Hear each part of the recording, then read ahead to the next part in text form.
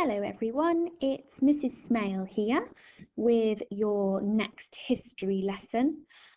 There's rather a lot to get through, so I've put it all on this video and I can read it through to you, and then you can pause it and come back to it if you need to. I've attached some links to some short videos in the assignment as well. Watch these two, the BBC Bite Size, watch these two first before you start the lesson, and it will give you a bit of a hand to understand what some of the pictures show in a minute. So this lesson we're going to look at more detail into the Roman bathhouses. We're going to find out what they were like, what you did when you went there, and then your activity is going to be to write a guide about them.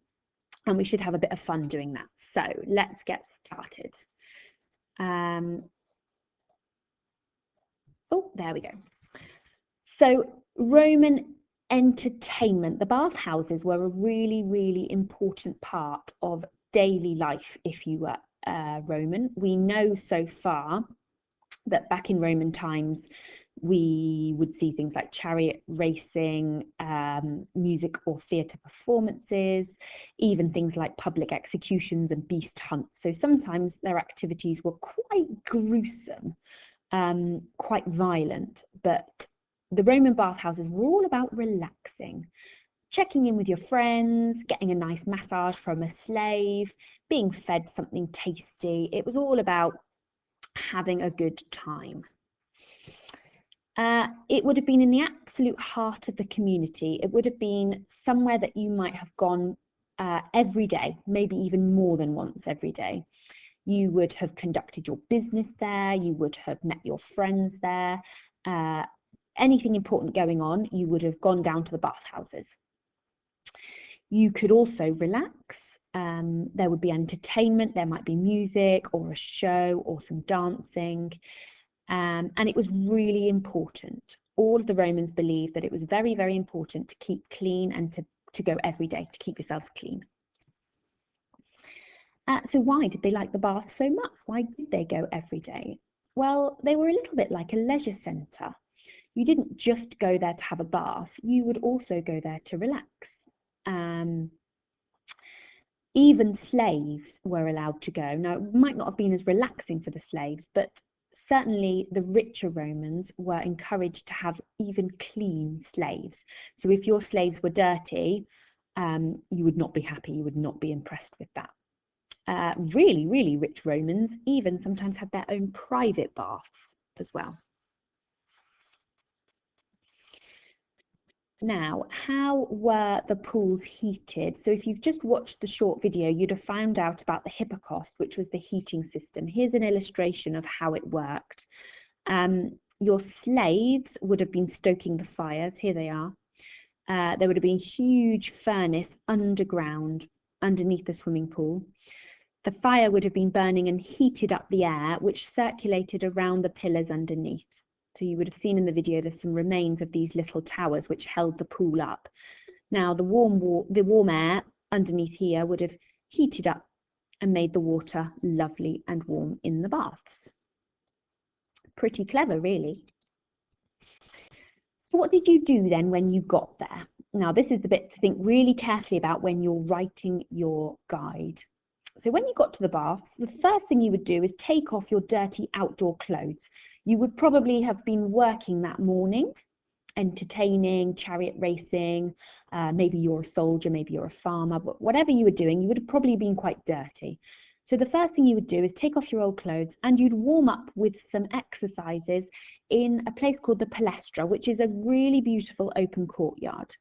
So you can see down here in the two pictures, one of them's really beautifully decorated with mosaics on the floor. The other has lovely columns all around it.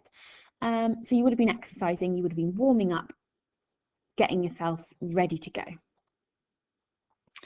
After your exercises, you might have had a bit of a swim, and then you would have gone through and followed a sequence of different rooms. You had to do them in a particular order, and I'll tell you which order they came in now. So the first one was the Caldarium, After your exercising and perhaps your quick swim, this is where you would have gone. And this was the hottest room, a bit like being in a jacuzzi or a steam room. It was super duper warm in there. It might have been above 40 degrees Celsius. And the idea of this room is that it was so hot that you'd have been really sweaty. So all of the sweat would have been dripping all over you to sweat out your dirt, to clean you and make sure that you felt really, really super. Not sure it sounds that great to me. Sounds pretty hot and sweaty and certainly dirty, but the Romans really liked it. After the caldarium was the tepidarium. So in the tepidarium, it was much cooler. It was just a nice warm pool. And this was the place where you could hang out with your friends. You could get a slave to give you a massage or maybe a bit of food. And you could spend a little bit longer in here because it was a really comfortable temperature. You also used this funny hook-shaped object called a strigil to scrape the dirt and grease off. So everything that you've just been sweating out in the caldarium, you now scrape it off your body, or you would have had a slave do it for you. Now, the next room, this is the one I like the sounds of the least, is the frigidarium, and this one was freezing cold. The idea of this one is to give you a great big refreshing dunk and you'd feel really invigorated, really rejuvenated and ready to go. I don't like the sounds of the freezing cold bath. I wonder if you do. Here is a plan of what a Roman bath looked like from the outside. You can see it's an absolutely huge building, beautifully constructed, columns and mosaics, lots of windows, lots of natural light. It looks really, really attractive. And if you look at the numbers here, the blue numbers, you can follow the sort of route that the Romans would have taken. So you would arrive into the changing rooms to take off your work clothes. You'd have gone through to the palestra, the outside courtyard here for your exercises. Then you'd have gone through and possibly had a dip in the swimming pool. And then you would have gone through to the funny series of rooms. So the hot one first, the really hot caldarium, really sweat out that dirt. Then to the tepidarium, the warm water hall, where you would have been able to relax, get a massage, do something nice with your friends. And lastly, it was the frigidarium, the really cold bathing hall at the end to make you feel fresh and ready to go. So that's the sort of route that you would have followed on a trip to the Roman baths. Now there's a further clip I've added here, which has got some facts about the Roman toilets. Now you can see from this illustration, I'm sure this is making lots of you giggle. It was quite a public affair. There was no such thing as a cubicle or a private area. You would have been all in together. There was a small amount of water in a drain running through here that you could use to clean yourself. And if you have a look here, this man has got the sponge on the stick, which was often, oh, look, there's one up here as well next to this chap. This was often shared. So if you wanted to clean yourself after going to the loo, you would have had to have shared that. Oh, don't think I like the sound of that one. Anyway, watch this video too. You might want to add some of those facts into your guide.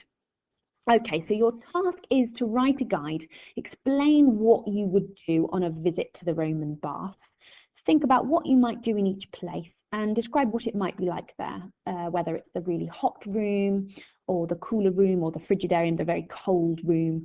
I've put together a little template to give you some ideas, and this is what it looks like. I'll attach it to the assignment as well. I've got template obviously written at the top, and my red writing is a guide, and the rest you can keep or edit however you want. So I've put at the top, a guide for a trip to the Roman baths of Aquae Sulis. And then I want to encourage people to come because it's a guide. So I've got, are you a busy, hardworking Roman? Do you need more time to relax and socialize with your friends? Would you like to feel fresh and rejuvenated? After a busy morning's work digging the fields or racing your chariot, there's nothing better than an energizing trip to the Roman baths. Come on down. When you first arrive, you will need to remove your dirty work clothes. Don't worry, your slaves can help with all of this. Then it's off to the palestra for some warming up exercises. Now, there we are. There's a first sort of example. I've used a sort of snazzy font to make it look a little bit more old-fashioned. I've put a picture here. I've looked at some Google images, and I put a picture here of what it might have looked like. So here's one of the slaves here washing this chap off, people around, sitting, chatting, having a bit of food, relaxing. And here is an idea. You can obviously go back through the video and pause it for bits if you need to read more, but here is an idea of the order in case you couldn't remember, and add any other interesting facts into your guide too. Now, I hope you have fun with this. I've certainly really enjoyed learning about the Roman baths. I hope you do too. And I'll see you all again soon. Bye for now.